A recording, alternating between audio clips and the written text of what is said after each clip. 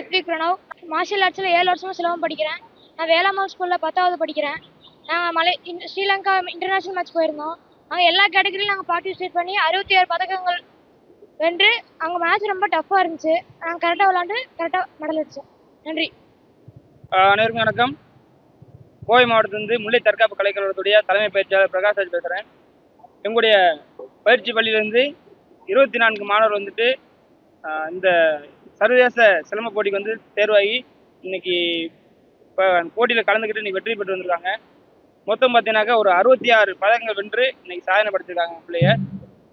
இந்த நேரத்தில் 7 வயது குழந்தையிலிருந்து 16 வயது, 18 வயது, 19 வயது, சூப்பர் சீனியர் இந்த மாதிரி எல்லா ஏஜ் கேட்டகரியிலுமே போட்டி நடைபெற்றது. இது எங்களுடைய மாணவர் வந்துட்டு அண்டர் 7ல இருந்து சீனியர் கேட்டகரி அண்டர் 19 வரைக்குமே பார்த்தீங்கன்னா கலந்துக்கிட்டு மொத்தம் பார்த்தீங்கன்னாக்கா ஒரு 66 மெடல் வென்று இன்னைக்கு வந்துருக்காங்க.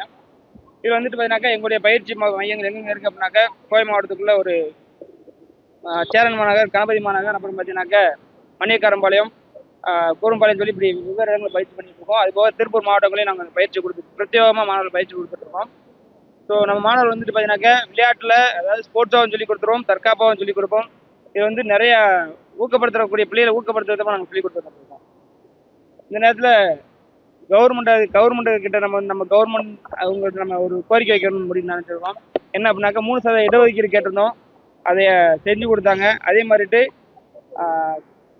தமிழருடைய பாரம்பரிய விளையாட்டு, பாரம்பரிய கலை, பாரம்பரிய மரம், பாரம்பரிய பூ அப்படின்னு ஒன்று இருக்கும். ஒன்றுக்கு ஒன்று இருக்க மாதிரி பாரம்பரிய கலைகளுக்கு வந்துட்டு ஒரு லோகோவாக நம்மளுடைய சிலம்பக்கலை வைக்கணும் அப்படிங்கிறத நாங்கள் இந்த இடத்துல கேட்டுக்கிறோம் அணியின் சார்பாக.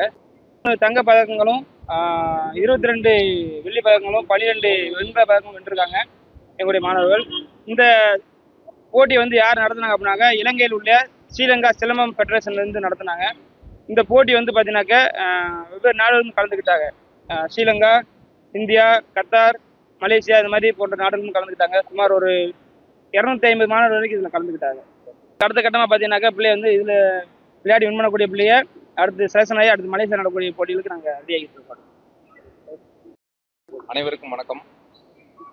முல்லை தற்காப்பு கலையிலிருந்து ஸ்ரீலங்கா போய் இன்னைக்கு வந்து பார்த்தீங்கன்னா 66 பதக்கங்களை வந்து வெற்றி பெற்று நம்ம இந்தியாவுக்கும் கோவை மாவட்டத்திற்கும் பெருமை சேர்த்திருக்காங்க.